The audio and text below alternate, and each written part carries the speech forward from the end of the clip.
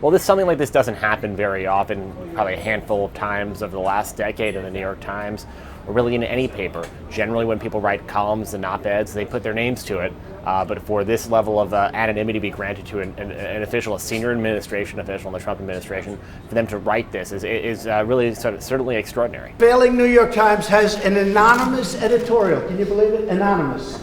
Meaning gutless, a gutless editorial. It's not clear if this person works in the White House or works closely to it.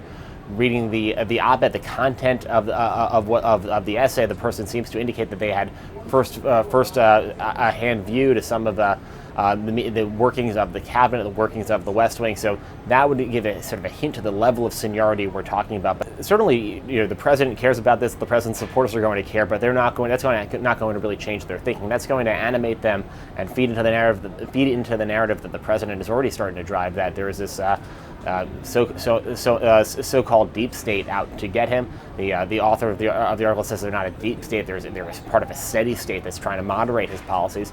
But that creates this us versus them mentality that this president really has been deploying for years, and that really brought him to the White House to begin with. The notion that there are these people out to try to thwart his agenda, thwart him from doing what he believes he was elected to do.